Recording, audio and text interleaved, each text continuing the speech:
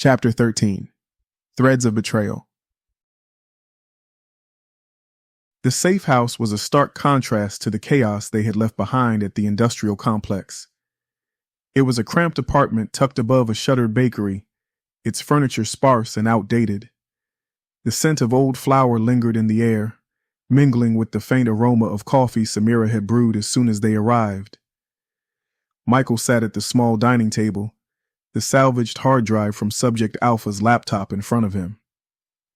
His laptop's screen glowed softly in the dim light, lines of code scrolling across as the recovery program worked tirelessly to extract any salvageable data. "How's it looking?" Gabriel asked, leaning against the counter with his arms crossed. His tone was casual, but the tension in his posture betrayed his concern. Michael didn't look up. "Still working on it. There's a lot of corruption, but some files are coming through. It'll take time." Samira entered the room with 3 mugs of coffee, setting them down on the table. "We don't have much of that," she said, taking a seat. Alpha knew exactly what he was doing when he smashed that laptop. "Whatever's on that drive, it's worth keeping from us."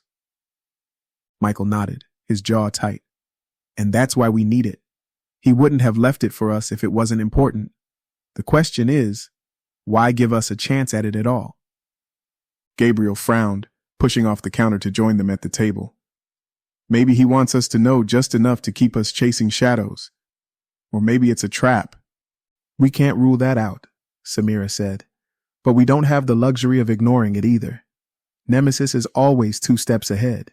If this gives us even the smallest edge, we have to take it." Michael's laptop chimed, drawing their attention. He leaned closer, his fingers flying over the keyboard. "Got something," he murmured, his voice taut with focus. A video file had been partially recovered, its timestamp marked as several weeks old. Michael clicked it open, and the screen filled with static before resolving into a dimly lit room. The video showed Dr. Evelyn Carmichael, seated at a pristine desk. Her demeanor was as cold and composed as ever, her sharp features illuminated by the soft glow of a desk lamp. She spoke directly to the camera, her tone clinical and detached. "Phase 4 is nearly complete," she began. "The integration protocols have been tested and refined. Once the activation sequence is deployed, we will achieve a level of influence previously thought impossible. The behavioral overrides will ensure absolute compliance at every level."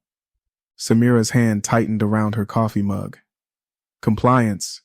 She's talking about mind control on a global scale." Carmichael continued, her expression unchanging. "To those in opposition, your resistance is irrelevant. The system is adaptive, designed to neutralize dissent before it can propagate.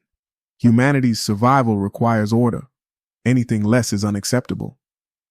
The video cut off abruptly, replaced by the recovery program's progress bar. Michael's stomach churned as he processed what they had just seen. "Phase 4, it's worse than we thought." Gabriel ran a hand through his hair, pacing the room. "She's not just consolidating power, she's rewriting the rules entirely. If this goes live, there's no coming back from it." Samira reached for her laptop, opening a map of the city. "We need to find out where she's deploying this. If Phase 4 is about to launch, there has to be a central command hub." Michael's laptop chimed again, this time revealing a series of coordinates buried within the recovered data. He typed them into Samira's map interface, and a location appeared. A sprawling corporate tower in the heart of the city, one of Nemesis's most fortified assets. Gabriel leaned over the map, his brow furrowing. "That's not just any building. It's their nerve center. Security there will be insane." "It always is," Michael said, his tone grim. "But we don't have a choice. If Phase 4 launches, everything we've done, everything we've sacrificed will mean nothing." Samira looked up from the map, her gaze steady. "Then we plan carefully. This isn't just another infiltration. It's a war zone waiting to happen." The following hours were a blur of preparation. Samira worked tirelessly to forge credentials and gather intelligence on the tower's security measures. Gabriel procured equipment from a network of contacts he had cultivated over the years. Drones, EMP devices, and specialized tech to bypass Nemesis's advanced systems. Michael reviewed the data they had recovered, searching for any advantage they could exploit. The tension between the team was palpable as they worked. Samira's efficiency left little room for conversation, but her movements spoke volumes. Every action deliberate, every step of the plan calculated. Gabriel's usual bravado was subdued, his focus sharpening as he tested the EMP devices and prepped the drones. For Michael, the weight of responsibility pressed down heavier than ever. He could see the exhaustion in his teammates, but he knew they couldn't afford to falter now. As the team reconvened around the dining table, the weight of their mission settled over them.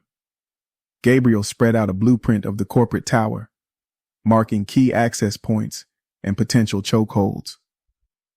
"The main server room is here," he said, pointing to a section near the tower's core. "That's where we need to plant the virus, but it's heavily guarded. We'll need a distraction." Samira tapped the blueprint with a pen. "There's a secondary entrance here. It's less obvious, but it'll take us through the maintenance corridors. If we're careful, we can avoid most of the patrols." Michael studied the blueprint, his mind racing. "We split into 2 teams. One creates the distraction, draws the guards to the upper levels. The other plants the virus and gets out before they know what hit them."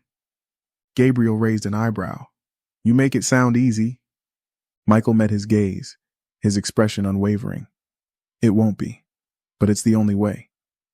The night of the mission arrived with a suffocating weight of anticipation. The city's skyline glittered against the darkness as the team approached the corporate tower in a nondescript van.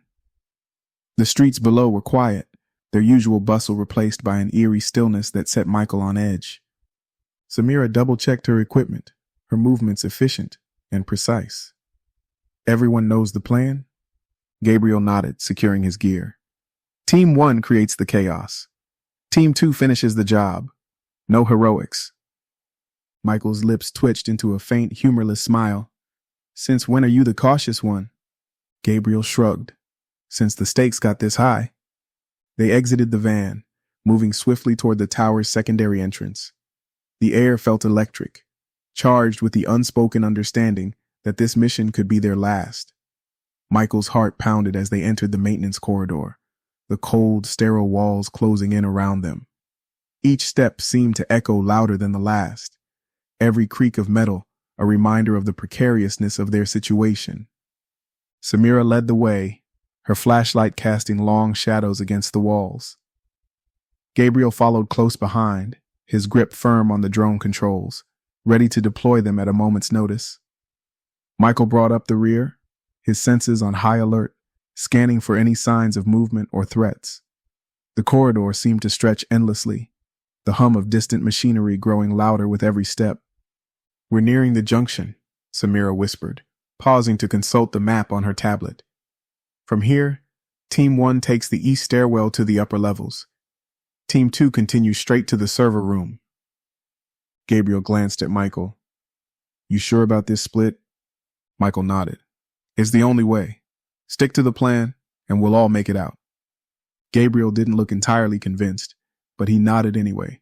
"See you on the other side." As Gabriel and Samira moved toward their assigned path, Michael took a deep breath and continued forward, his focus razor sharp. The mission had begun, and failure was not an option.